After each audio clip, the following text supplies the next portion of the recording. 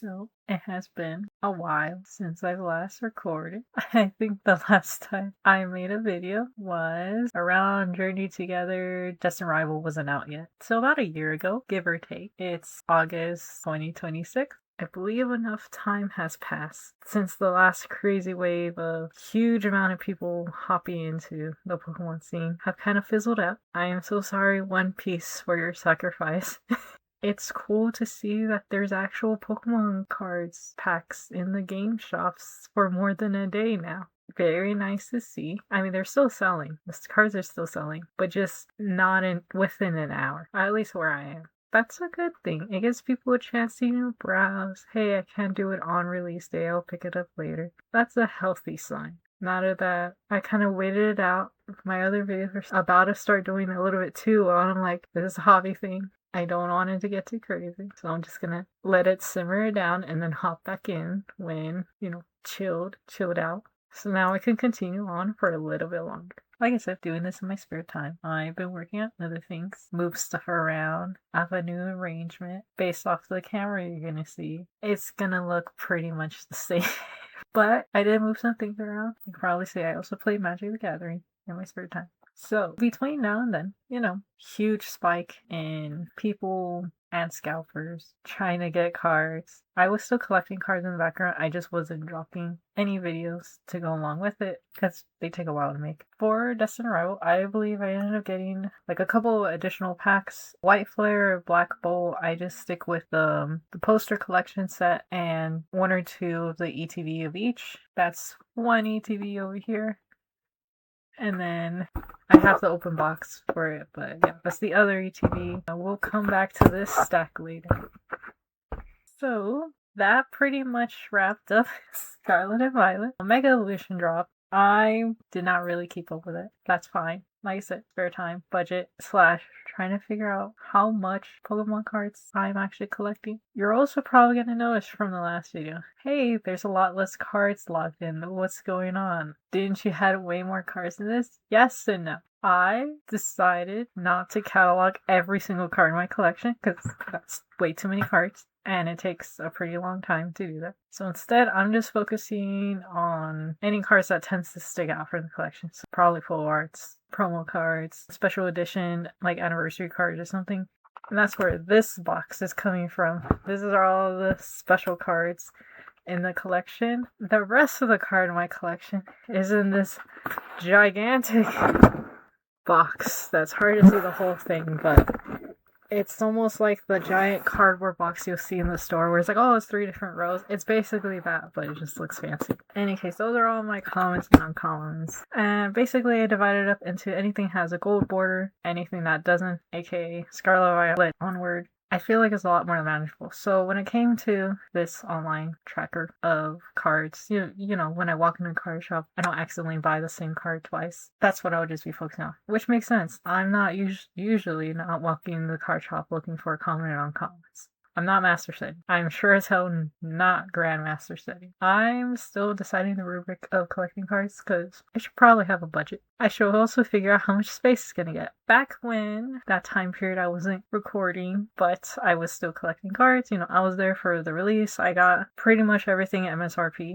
I was starting to get way too many cards. Some of the previous set, I actually picked up 1 or 2 booster boxes. That's expensive. It's a lot of cards. Singles are the way to go. If you're ever in doubt, singles. But pack opening is still fun. Every now and then I might get a few for a gift. Still really cool. I still enjoy opening them. But yeah, definitely for collecting. For my purposes, especially. I'm going to focus on singles. Later on, in my spare time, I'm going to look through the lists of the cards from all of the other sets, especially the newer ones, and figure out which one do I want to set aside space and budget for. Because budget is not really an issue. I'm pretty good at not going shopping crazy. That is not a new thing. What I'm figuring out is the space-wise. I managed to cut down a lot of common cards. I ended up donating some to a local card shop. So when little kids come in and play for like a tournament night, they can have fun with that. That's cool. I did remember seeing some people were like, oh, and they're opening packs like crazy, which I hope I don't get to that point. They're just like, oh, so many that they would just like toss them. And it's always sad to see.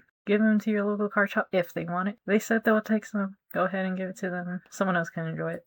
I will go over the cards that I do have in the magical white box. I took the time to update the whole thing. Everything in that physical box is now in this list. So some of this is going to be a little bit of a refresher since the last time I went through this. It's been a while. I'm just going to go in the order of however this thing listed. The exact order I have in the box more or less is similar to this. I arranged it by year and then divided it out into sets. Base set's a little bit more detailed in terms of how that's organized. First edition, Shadowless, limited series, UK printing, or fourth printing. I'm used to calling it UK printing. That's what I heard most of the time. Rumor had it, Australia also had it, so fourth printing. But yeah, for the rest of it, some of the early sets is also divided by first edition and regular cards, or reverse holos. The rest of the series, I just grouped it up by the years in the big chunk and then ordering it by sets. Any other finding in that? I know I have the card. It doesn't need to be that exact. The oldest card I technically have now, after going through all of it, would be a Shadowless Starmie. I have a Shadowless Energy Removal, which is this one. And then there was one more Shadowless. It was this one, a Shadowless Poliworld. I don't have any first edition base set. That's fine. I can always pick that up later if need be. I'm not in a rush. As for the rest of it, all of the other base set you see here, it's a mixture of like Limitless, aka third printing. The only exceptions are two cards. Some people call it fourth printing. It's the date year that has 1999 through 2000 in the copyright. It would be the Dragonair, which is popping up here as first in the list for some reason, and the Sandshrew. So those two will be the only one that has that 1999 through 2000, so that covers basic. Alright, onwards. Then it's gonna be Jungle.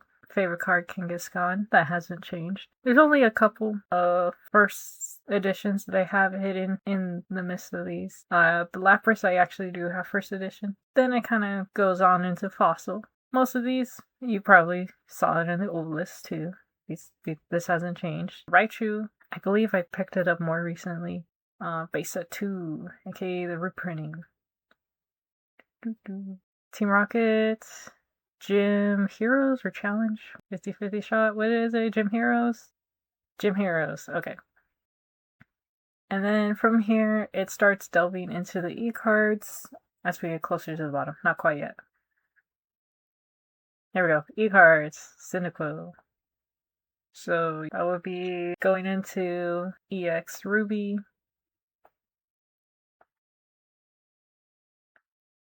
I love this Scarlet.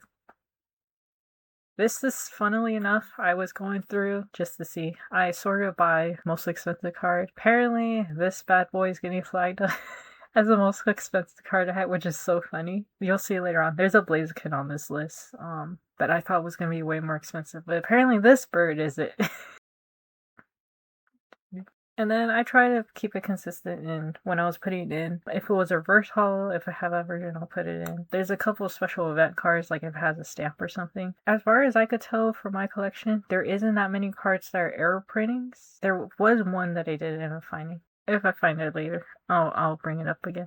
Right, next. Alright, page 2. I gave this card a new card sleeve because the old one was starting to rip apart and I like this card too much to lose it. This one was a gift, so that one's more recent. This version of Looker that I have, funnily enough, is in very bad condition, so don't believe this price tag. It's pretty crinkled. It has plenty of scratches. For that reason, they gave it to me for $5. They were originally going to try to sell it for 15, and then they took another look at it and be like, you know what? It's not doing too hot. Do you want it for 5? And I was like, sure. So I got him on a discount, I guess. He's doing better now. This is a newer one that I picked up. I saw it on the display case, and I recognized the set it came from, so I decided to pick that one up.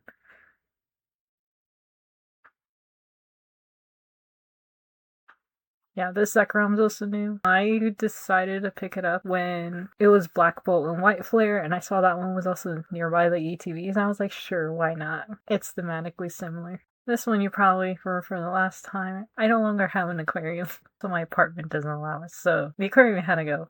My fish tank is now gone. I still have the card.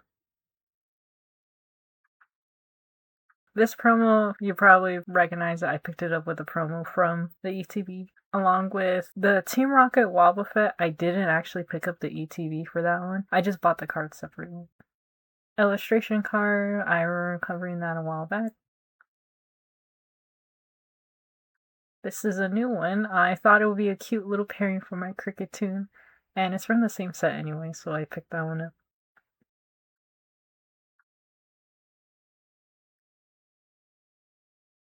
And then for some of these clusters of cards, it's from the holiday box. I don't remember if it was 2025, so I don't have the regular version of it. I have the holiday, which is why there's that Eevee there.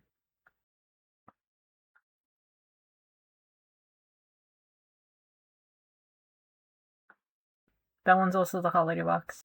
Latias, I ended up getting 2 from a pack pool, 2 different packs. I decided to give one of them away as a gift, though. I only have one of them. This little cluster here is the McDonald cards. I opened like 5 different McDonald packets. There was a McDonald that let us buy the cards without the Happy Meal. So I got 1 Happy Meal and like 4 more packs. I did not end up completing it. I'll come back around to it, maybe. It's such a small set. If I do master set it, it makes sense to do a very small set. But it's fine if I don't, because I already have the Rayquaza. The Rayquaza makes up for it.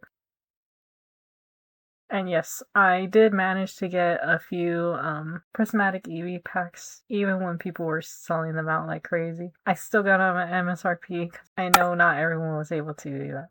I did manage to get this nice little card. Very cute. Reshiram over here. Got as the Journey Together promo card. Very nice. I am very happy with Iris Fighting Spirit. I remember playing Pokemon Black and Black 2 and having fun whenever she popped up.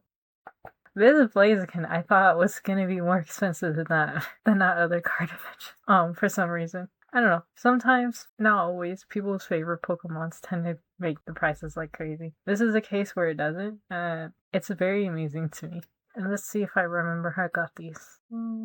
This one, I actually did manage to pull from the Destined Rival pack. This one I picked up from the display case as a single. Picked up as a single. I believe that was also a single. These 2 I pulled from the pack. These 2 are from the Tri Blister. Yeah, I'm gonna call it a blister. It's a tri-pack blister. It has the Snivy with it. It has that full lining that makes it very horizontally. It's very interesting, but also hard to look at. This Shuckle card, I love Shuckle. It's the only 4 of Shuckle right now, so of course I had to pick that one up. This I did manage to pull from the pack. This one also was a pack pull. As a gift, I was given 3 different boxes of Ascended Heroes. Don't worry, it's empty boxes right now. I'll probably use them as a deck box or something later. From those 3 booster bundles, pretty much these are the pulls that I got from it, other than the commons and non-commons. And that pretty much catches everything up to speed of random cards I picked up / anything I happened to pull from a pack along the way, including this lovely doubly Flygon I picked up from the store. These ones were the pack pulls. I think I did pretty good with it. I have no complaints.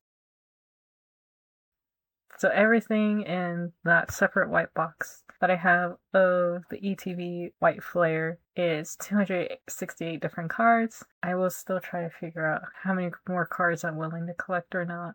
I was originally thinking like, oh, my limit will be like whatever fits in this box and no more. And then I already hit, this box is already filled. So I don't know if that's exactly going to be the plan. I might just go through and see which ones I want to keep, which one I don't. I don't know. But I was like, oh, what if I collect by a theme? Like, I heard some people were doing like, oh, I'm only collecting certain Pokemon. Or, oh, I'm only collecting Pokemons that has like, I don't know, food in the background. Or a different Pokemon in the background than the card name. I haven't decided. I'll figure that out later. As for future sets, if I pass through a card shop and I see a couple interesting cards, I'll pick it up. Especially if they're like $1 and it's cute, it's over. I'm picking it up. But if it's like $50, I'm like, I don't know. I'll have to plan this. I don't want to pick up multiple $50 cards and then realize, this doesn't quite fit in the box. Anyway, that's all the update. I will edit this out, see how long it takes,